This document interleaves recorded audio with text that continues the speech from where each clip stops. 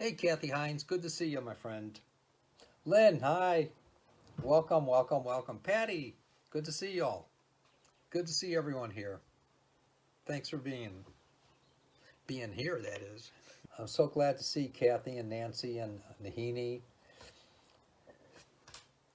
Good deal. Good deal. And Carmen, yay. May 16th, 11th through the 16th, we're having the Spiritual Healing Series. It'll be the second series. And it's a 5-day progressive course of study, and it'll be on understandings of the experiential application of spiritual healing. And there was a introduction that was offered, and this is the second course of that. And as an added bonus for anyone who's taken any of the courses, it will be available um, a bonus course, and it'll be a 30-minute. Hey, Mariko, good to see you. So it will be available, the bonus course, and it'll be on understanding prayer. It'll be my understanding of prayer and the way that I was taught and what it means and how to effectively utilize it. And I'll give a 30-minute discourse on it. And if there's time, I'll answer questions and see. Other than that, there'll be also when is the other introduction, Lynn? Do you have any idea? That's, I believe, it's April 27th, I think. April 27th through the May 1st. And that'll be from 12 noon. I highly recommend that. It's pretty awesome. So please do take advantage of that. And it is available to anyone. All the classes are unique. They're all different. Even though it's a introduction, every introduction. Hey, Christina, thanks for being here, my friend. All the introductions are going to be different. All the second series classes, they're all different. And they're all, just every class is unique, even though they'll cover the same or similar material as the original class, they'll still be different. And I've had people attend 25 spiritual healing courses, and they all get something different out of them.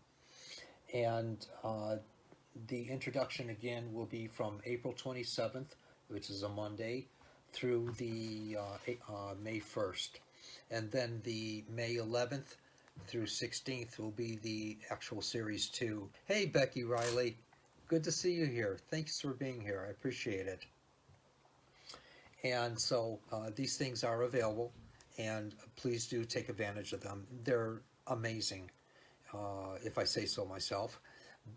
They are very, very interesting. They'll help you to go into the world of spiritual healing and its understandings. That's what they're designed for.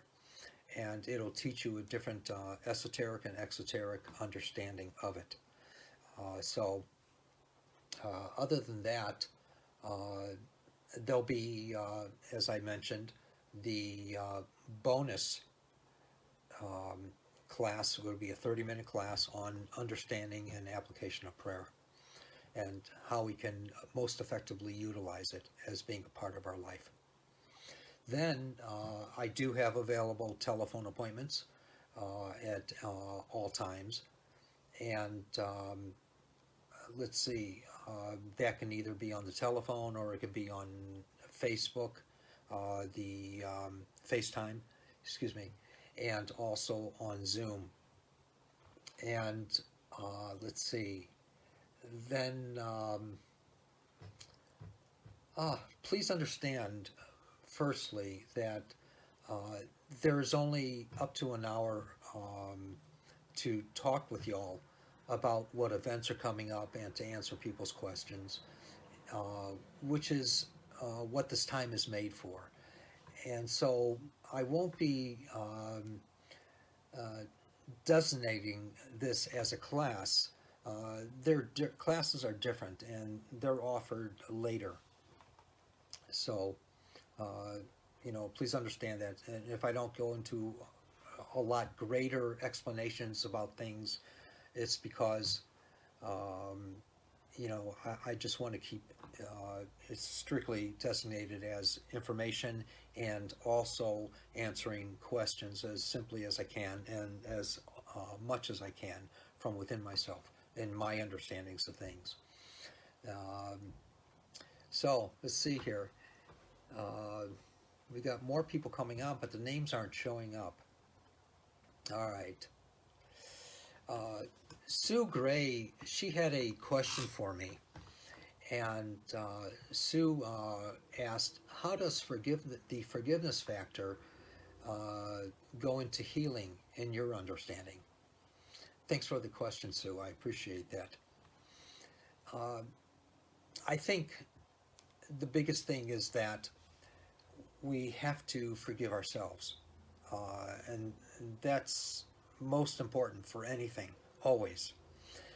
We're always, you know, uh, forgiving other people, or we would like to forgive other people, and we ask ourselves exactly what are we forgiving if we can come to that mind during a interaction or a dynamic that's happening before or afterwards or during.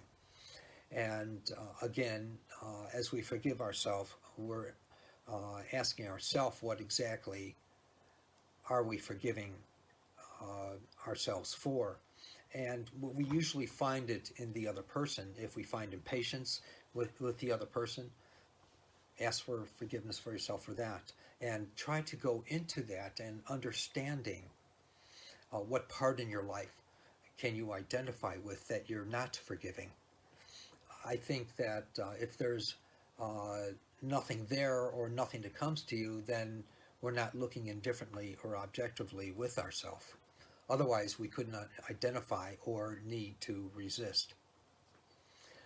So it's important to, when we find the conflict with another person, what are we in conflict with? And we usually can identify with ourselves. And hopefully, um, forgiveness falls into that understanding within us.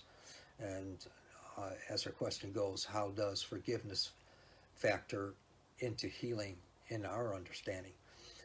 And also, as we're forgiving ourselves, we're also becoming free.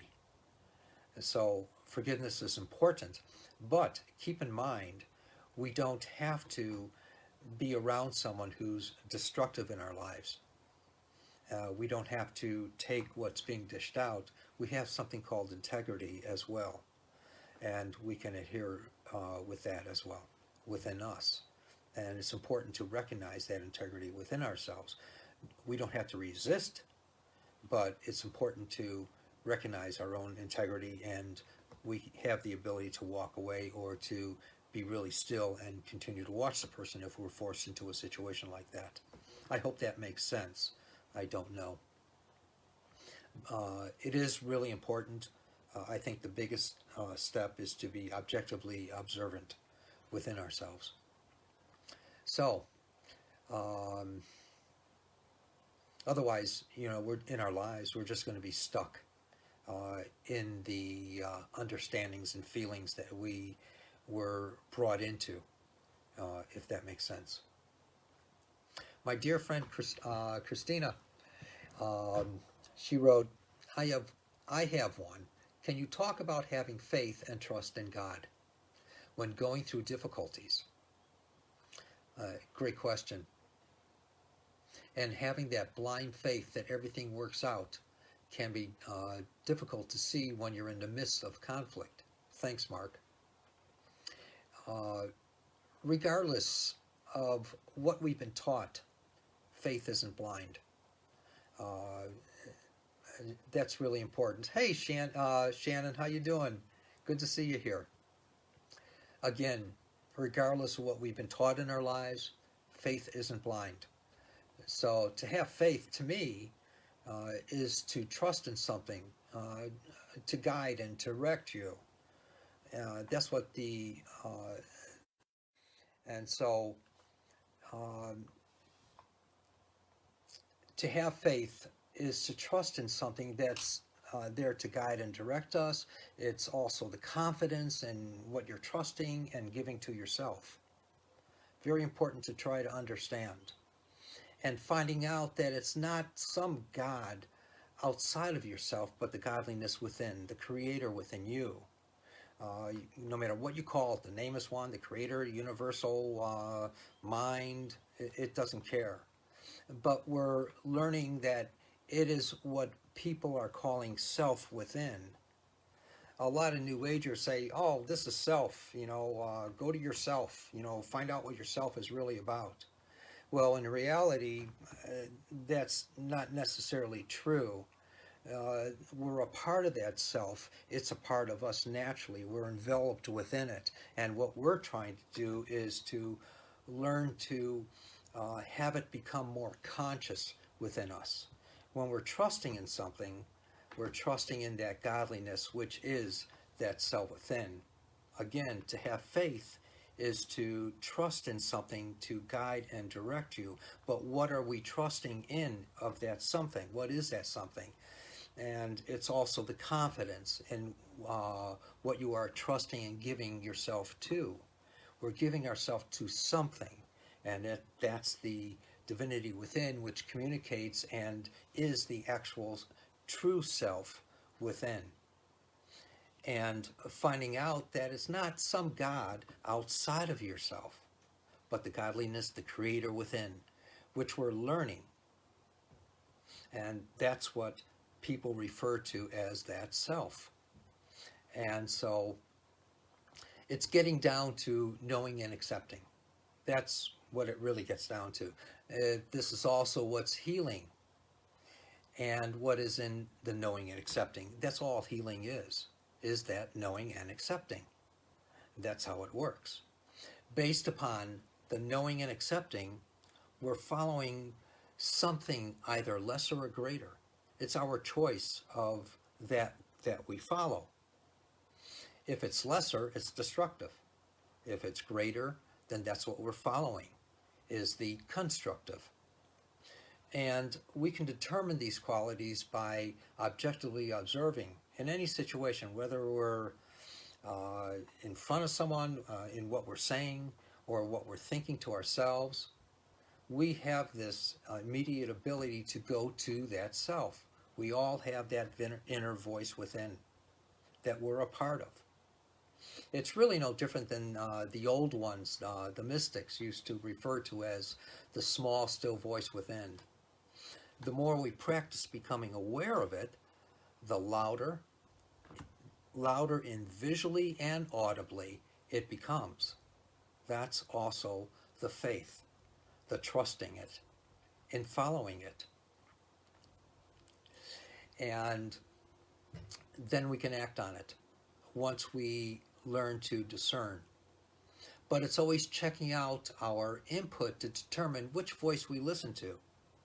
Faith comes in, I guess, what we choose to believe and step out on it. Very important. Hey, Lori, thanks for being here. And also in living in that code of what we choose to believe in.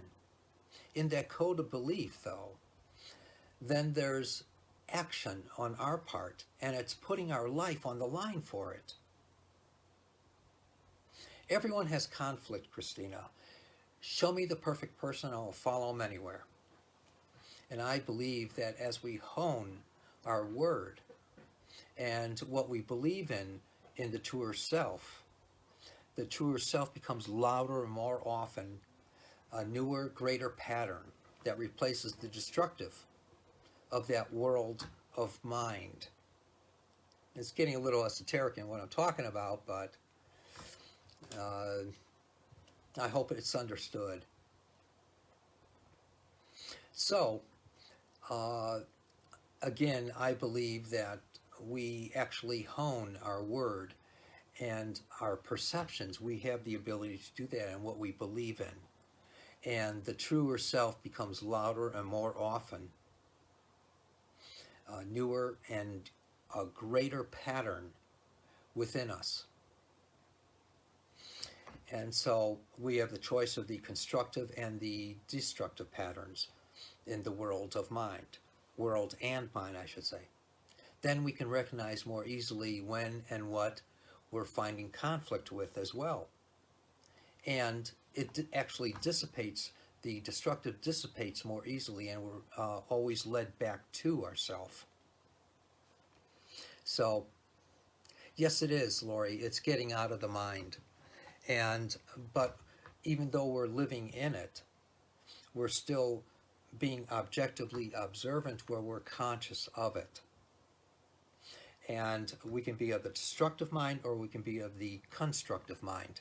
Whichever we choose in our life, whatever we accept in our life, that's what we get to experience. And the experience of it becomes more often. And the destructive aspect happens less often and further in between those times. So, yes, good, good, good. And my dear friend Charlene, one second here. There. My good friend Charlene. Good, I'm happy, Lori. Good. Charlene asked, I am hoping you can talk about the relationship between seeking healing and seeking to concurrently to make positive changes in your life that will promote good health physically, mentally, and spiritually.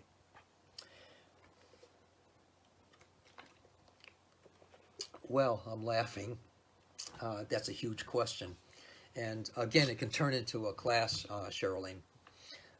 Let's talk about seeking healing.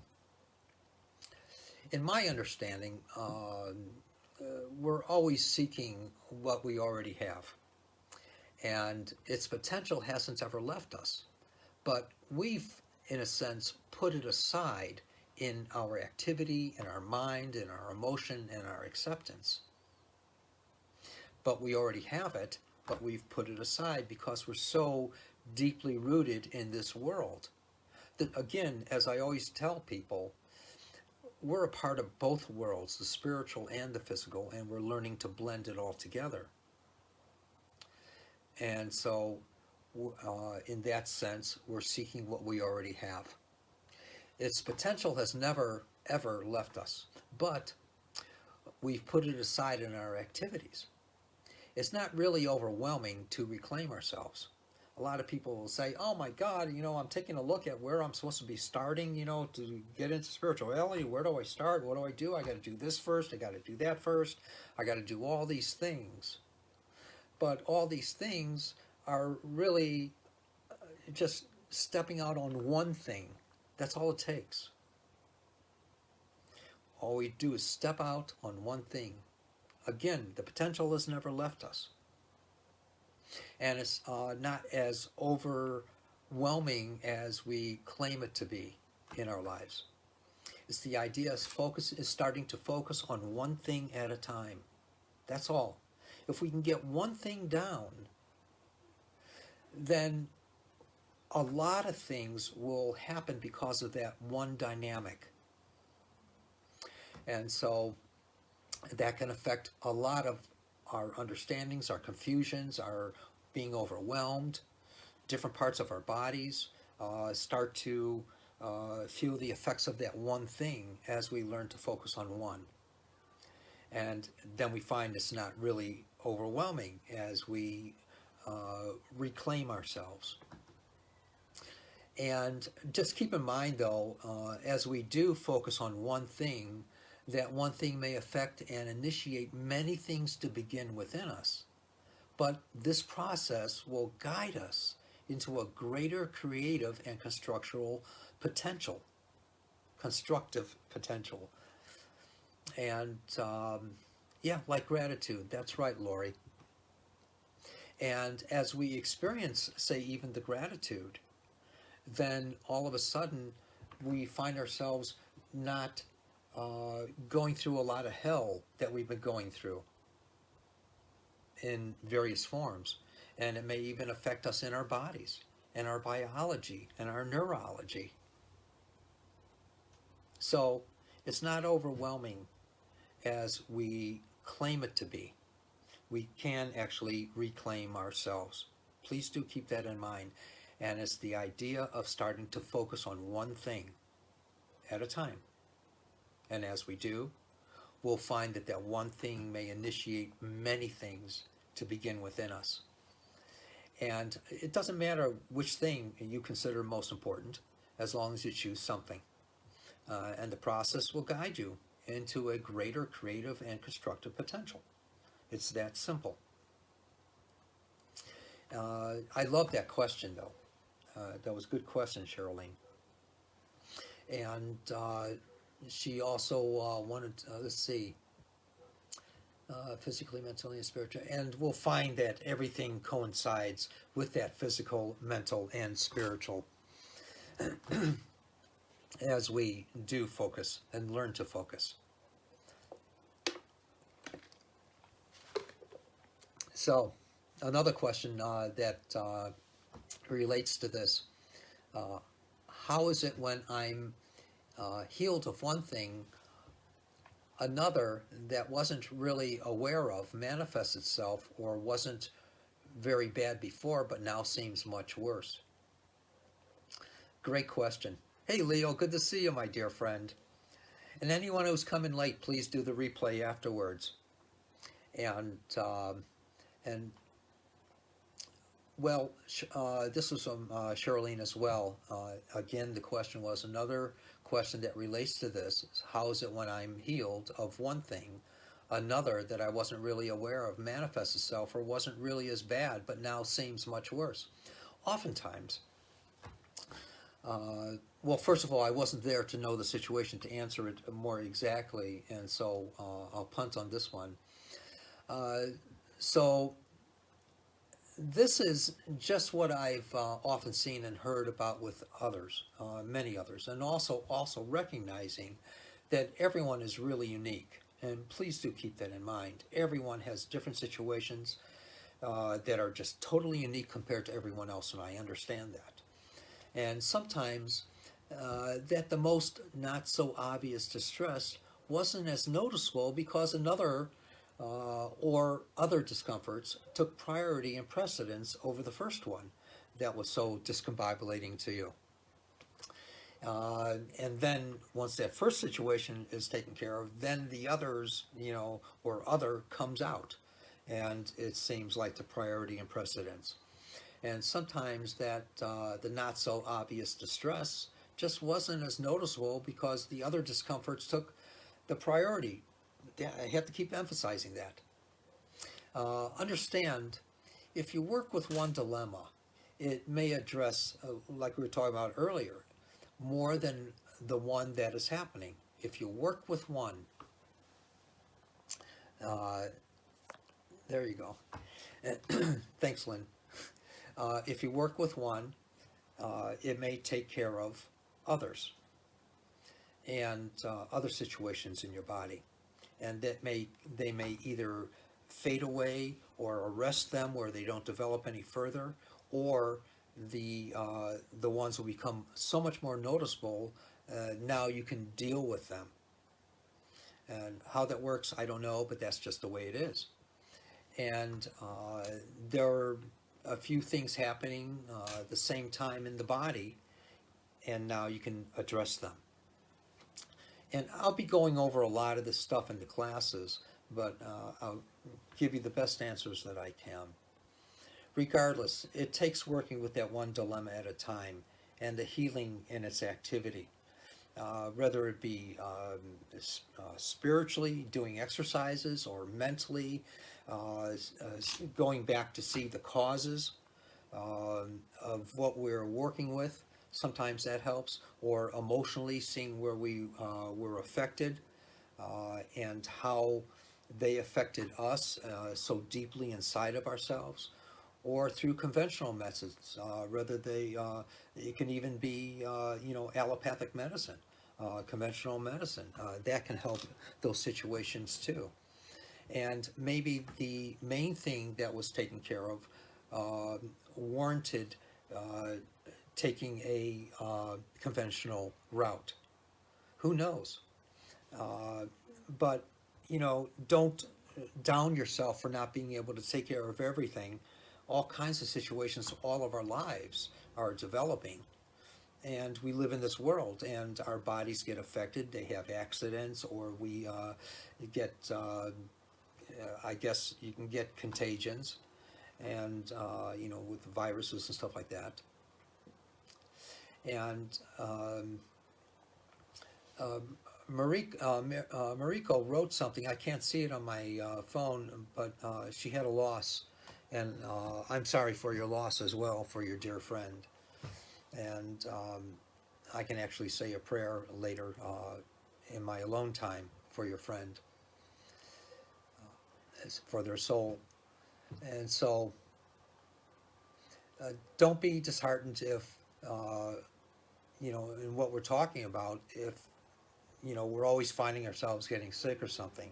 There are situations that can be taken care of, and according to our acceptance as well, in how we take on these effects that are making us sick, or not, or whatever dilemma it is, we can also negate something. We have that ability within us, and so according to our, how deeply we want to focus in that and train ourselves to not accept something in our life. I hope that diatribe makes sense in some way or another. Hey, Lori, good to see you here. Thanks for being here. And Elvie, thank you for being here. I appreciate it. Thank you very, very much. And afterwards, there is a replay a couple minutes after, so please do watch it. Sue, my friend, Sue Cavis, she wrote, "Hi, Mark. I am officially..." Hi. Hi, Mark. I am officially starting to do long-distance healing work for this place that has clients. And she wrote, "I have been practicing with a neighbor and found I was scattered. I could feel the energy in me, but had trouble sensing my friend's energy. Tapping into my energy field or another across the miles is the question." And my answer to that is, it's really no different than being in front of your friend, and it's finding that out. I'm not going to give a whole class on it now, but I do this quite often with people. I work with the energies. They can be on the other side of the world. I'll give you a story. Many, many years ago, when I worked at Motorola back in the 80s and early 90s, there was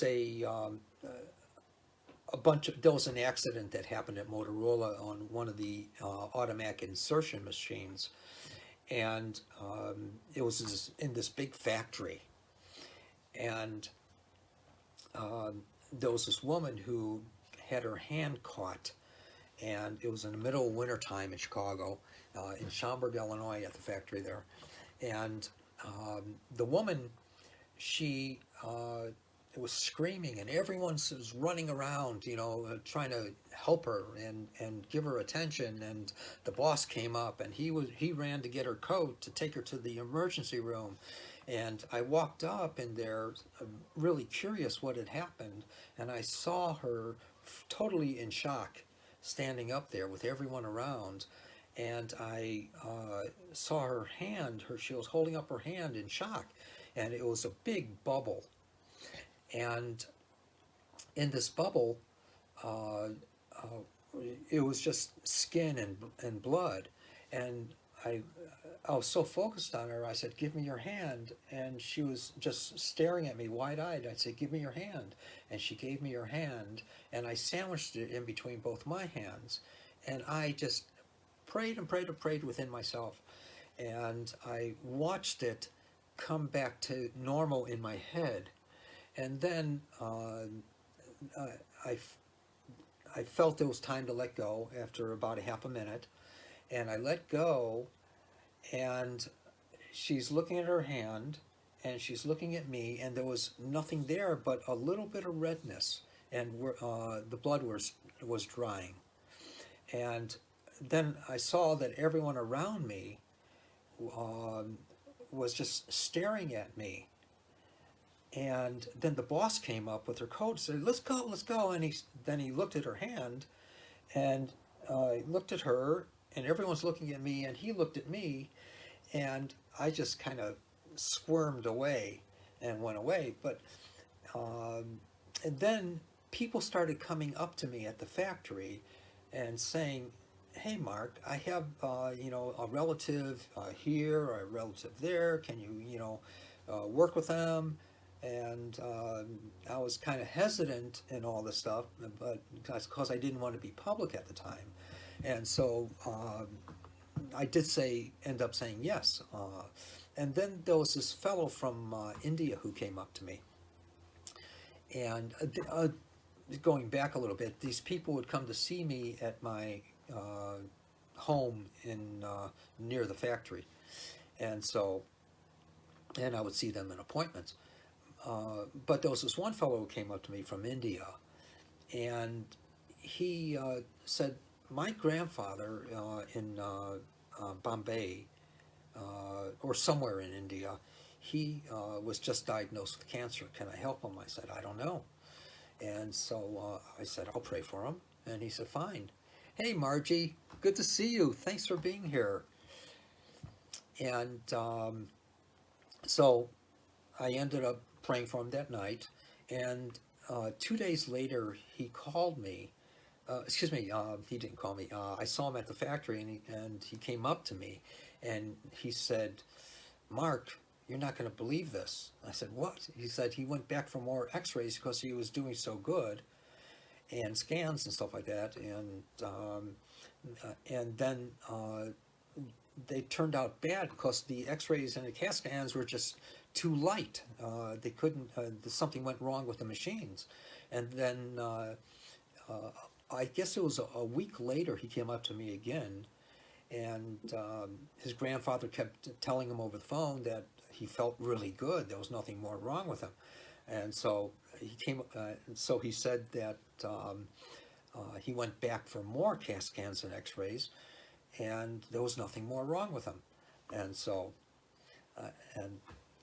I learned, though, that you can work with people on the other side of the world. But what I did was I practiced for years and years and years.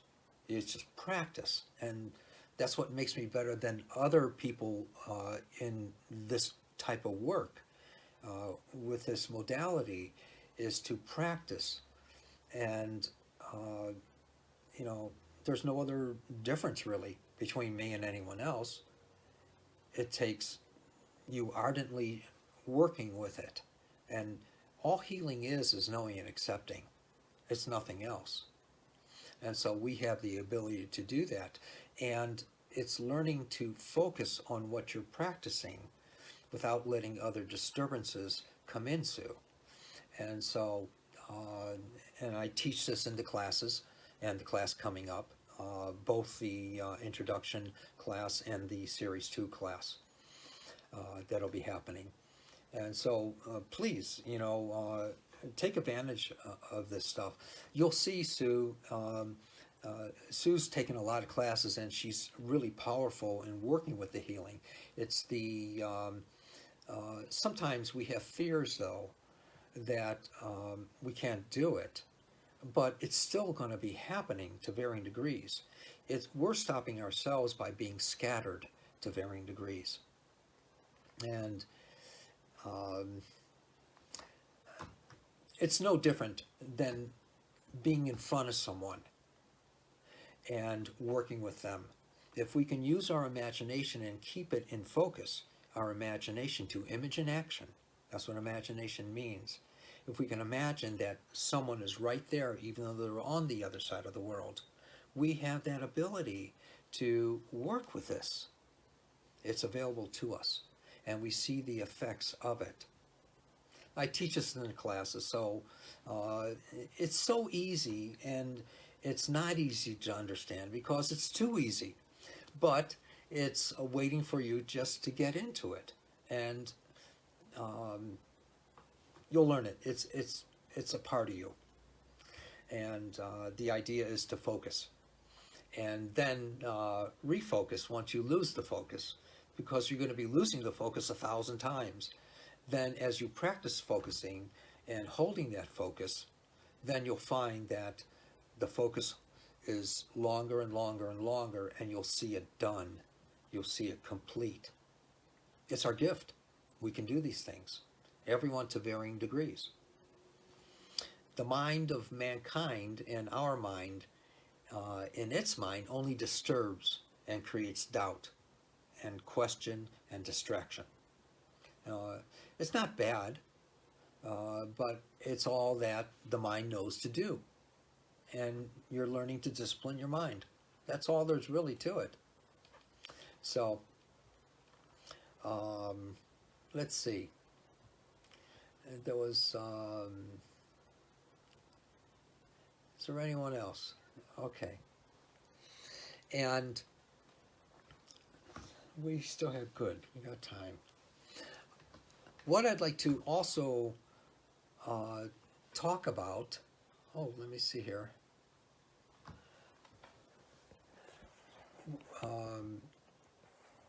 Yes, oh, Lori, can you advise me on what energy work I might use on possible lymphoma in a large swollen node, low in right side?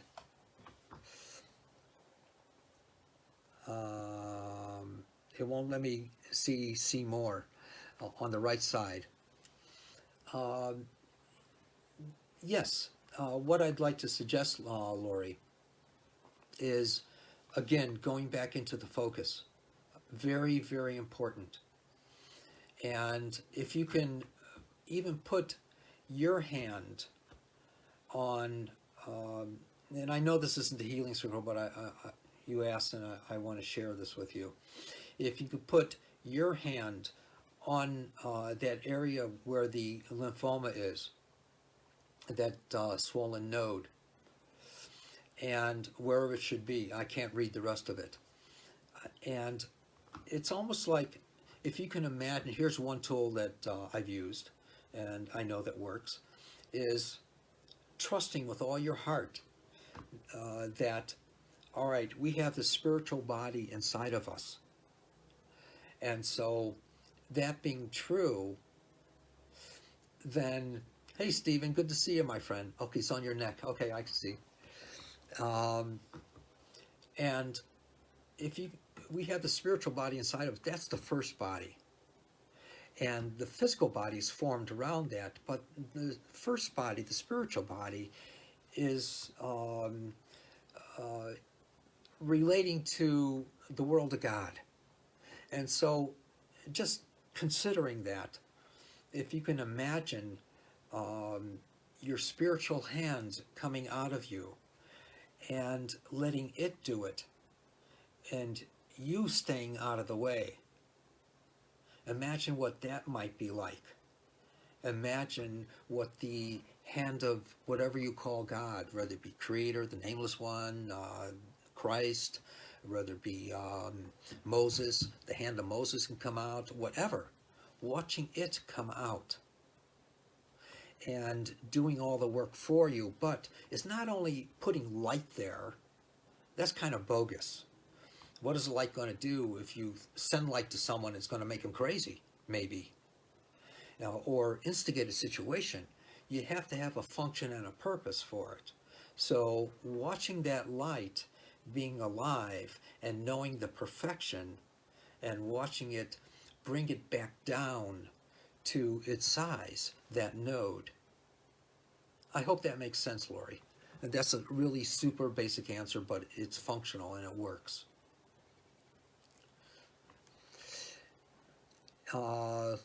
Lori, would this be something you can practice with your animals? Yes. And let me see here. Yes, you can. You can practice this with your animals. And animals are even more receptive, I think, than human beings. And you can do these things, and they love it. Um, they'll tell you when they've had enough as well. So, hey, Lindsay, good to see you. So, uh, oftentimes I've worked with animals in the past, and working with the animals, they say, like, there was this one woman, and I've told the story 1,000 times too, as one of many, many, many, but the first one that comes to mind.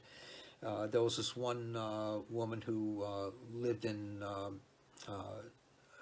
way north Scottsdale, and she had some horses, and she asked me to come out there and work with her horse who had an injury. I said, fine. So I got there, and this horse was a well-known horse, and it had injured somehow its hind leg, and she didn't know how. It just was injured, and she was afraid she'd have to put the horse down. And so as my hands were on the horse, I was able to see the horse. It showed me coming off a trail, or going, I think it was coming off a trailer, I'm not sure, the plank, and it fell, and as it fell, it injured itself. And so I took my hands off. I told the lady. She says, no, it wasn't on a trailer. And hi, Anita. Good to see you here. And so she kept saying, no, it wasn't, injured off a trailer or anything. It didn't go anywhere. It was been in the stables. So it was that night she called me. She talked to her ranch hand, and he said that the horse did fall off the trailer. And so she had me back, and I worked with the horse again, and I worked with the muscles. Now that the horse knew somehow that I related the story, that the ranch hand didn't admit at first, and he thought he'd just get away with it, and say he didn't know how the horse got injured. And so then I worked with the horse again, and it was fine. After that, it had no more discomfort, no more pain. She didn't have to put the horse down, and it was able to walk. Horses are really receptive, and so please do keep that in mind. And all animals are, really, and to varying degrees. I've worked with cats, fish, lizards. I've worked with birds, dogs, you name it, and they love it. One time, I had this one dog, and her name was Snow. Patty may remember Snow. It was a white dog, and it was just very loving. And it was, I was at my desk, and Snow was in the hallway, and I saw Snow laying there with her head down, looking really sad. I said, come here, Snow, come here. And she could barely lift her head up, and she just looked at me, and nothing, she wouldn't move, she wouldn't come over. And I kept looking at her, and I saw this glow around her. And, oh, you remember Christina, yeah. And so I saw that she had a headache. And so I went up to her, and I put my hands on her head, and I was petting her for a little bit, and then I just left them there, and I watched the headache just go, and it was gone. And so then I went back to the desk, and I said, come here, Snow. And Snow came just galloping over there to be petted, and she loved it. And so another one of many, many stories. So so we can work with animals, and animals are a real joy, to work with for different situations, and they heal. They don't have a lot of the stuff that we have. They don't have the dilemmas, dramas, and traumas that we have. They have some, but they're more of a simple consciousness than our complex consciousness. And so, my pleasure, Lori, my pleasure. And so we have these things within us. And thank you, Lori. I appreciate it. And have a good evening. So, any other questions or comments I can try to answer while we're doing this, please? Anything. Anyone have anything? And even if you could put in there hashtag or #, you rock. And if you don't mind putting that in. Hey, Connie, thanks for being here. I appreciate it. Good to see you, my dear friend. All right. Please, everyone, take advantage of the workshops coming up. And I'll also be doing some free events as well. But the workshops coming up, they'll be, thanks, Patty. And Lynn, thank you.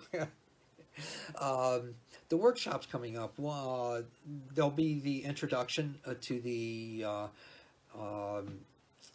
Series 2. That'll be introduction to Series 1, and it is incredible.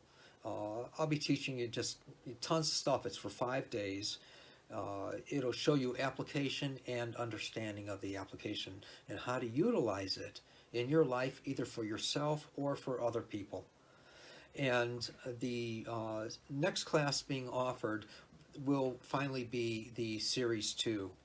And the first one will be April 27th for the introduction. It'll be for 5 days, and then an hour a day. And then the Series 2 will be May 11th for 5 days. Take advantage of it, please. Enjoy it. And again, if anyone wants to sign up for it, please do. Let Lynn or I know. And Lynn's going to be putting up the information on that. And it's also on the website. So please take advantage of it. And also the appointments. Hey, Stephen, thanks. I appreciate it, my dear friend. And Carmen, thank you, thank you, thank you. Please, any other questions I can try to answer while we're here? Anything. Thanks, Lynn, for putting it up. I appreciate that. Please, we still have a couple minutes left. Please. The appointments, take advantage of, please, if you have an opportunity to. And I work with you with the physiological, the biological, neurological, and also the emotional. And also with the, if anyone signs up for the classes that they can't attend, like Connie was just mentioning, I can't do intro live. Some days they're recordings. Yes, there are. There'll be recordings. So if you do sign up for the class, the recordings are available. And you'll be able to see it on, I believe we have a private YouTube channel for that. Is that correct, Lynn?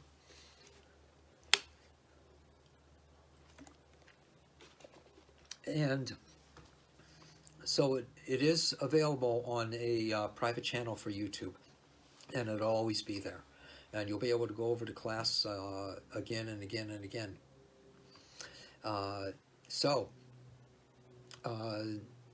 Patty, she wants to know, can you talk about the ego a little bit? The ego, as I was taught and I found out in my life, without the ego, we'd be like an old pair of worn out shoes. We have to have it. It's there for exaltation. There's two forms of it. One is to exalt ourselves, and the other is to exalt the divinity, the godliness, the creator, or whatever you want to call it, the universal mind. We're either exalting ourselves, giving praise to, or we're giving praise to something greater and giving thanks. That's a form of giving praise, because we're acknowledging it when we perceive of something. That's a reason to exalt. or when we're given something that's so needed in our lives. That's a form of exaltation, an answer to a prayer in some way or another. Exaltation. And we're acknowledging it for the moment, but the idea is to acknowledge it more consciously. Then we find that it happens more often. Thanks for bringing that up, Patty. And so there's nothing wrong with the ego. We have to have it, and it's not possible to kill it. We cannot kill the ego. And it was created by God. I hope that all makes sense. Good, good, good.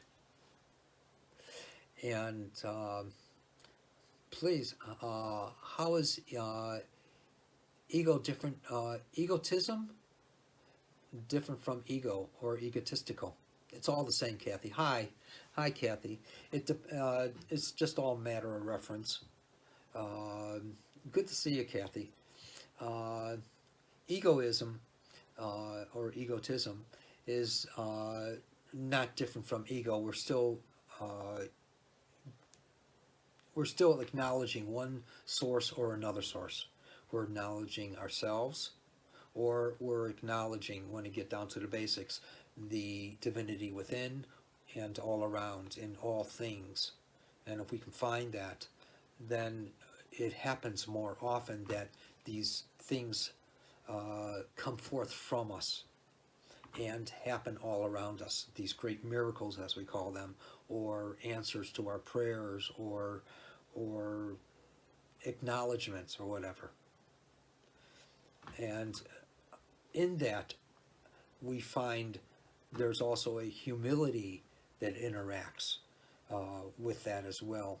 The more, and it's not self-induced humility, it's a humility when we, in that moment, that we're experiencing the greatness of that divinity, or acknowledging it. And then we find that we're in humility for that moment. We all have it. We're all a part of it. And it happens more often than we realize. So, hey, we're doing pretty good. Please, any final last question? Please. Anything. You guys rock. Thank you. Hashtag you guys rock. That's what it is. And I'm honored that you're here. And we'll be doing this every week. And we're also coming up to a healing circle in May. And I believe it's on the 5th, which is Tuesday. Not too far away. Not too far away. Another week and a half or so. And please, any other questions or comments? You rock, Patty. Anything I can try to answer. And I try to be simple. You know, I have to be. I try to be. I'm a very simple person most of the time, not all the time. When I start thinking, I'm not simple. But thank you anyway. Hi, Nancy. Thank you. I appreciate your being here. And Diana, yay, hi. I've been attending some courses and miracle classes. The material says that we are actually in a dream on this something. I can't read the rest of it. Actually in a dream on this earth, and the ego is not good. The ego is good. The ego is good. You have to have the ego. We'd be like an old pair of worn out shoes without it. And it's the exaltation of the godliness. That's the purpose of it. And on Earth, we're in this on this planet, living on this orb. You know, we're the egotistical ones. We bring the ego to us, and we exalt ourselves. That's my understanding. But our place is to bring both worlds together and blend them together, where we're finding the peace and the acknowledgement of the divinity within, and the creator, and the godliness, or whatever you want to call it, the nameless one. It doesn't matter. It doesn't matter. my understanding of it, and someone else might be right in that the ego is bad. We're not in a dream, not at all. That's an escape. We're living here because we've been put here. We're thinking creatures, four-legged quadrupods, as I say it, but we have a complex mind and consciousness, whereas animals have and other elements have a simple consciousness. And we're here to function and to develop and to be creative and recreative in its nature, in the nature of that divinity, that godliness, as I refer to it. And we have the ability to recreate in its image. No dream, not at all. We have the ability to recreate in its image. So, that's my answer to that. Thanks. I appreciate that, Diana. And it is the blending of the both worlds. So, please do take advantage of the classes. And they're on healing and how to work with healing. First will be the introduction class at the end of the month, and the 27th, for 5 days, an hour a day. And it'll get very experiential and very deep into the understandings and showing you how to apply, either for yourself or for others. And then there'll be the Series 2 offered May 11th, and for 5 days, an hour a day. My pleasure, Diana. My pleasure. All right. Well, I'm honored that you're here. And if anyone is interested in an appointment or anything, let me know at your convenience. Also, the details will be, for Series 2, will be available, as Lynn noted. And it'll be an elaboration and further into the depth of healing, the spiritual healing. And it's for you to enjoy and to take advantage of. Everyone can do it, anyone can do it, and people that have had experience with me in any of the classes, they can come into Series 2. And also will be the bonus class on understanding prayer for everyone that's in any of the classes, and I'll be announcing that. So, thank you. Thank you very, very much. Looking forward to seeing you next week. Enjoy your lives. That's what they're for. Bye-bye.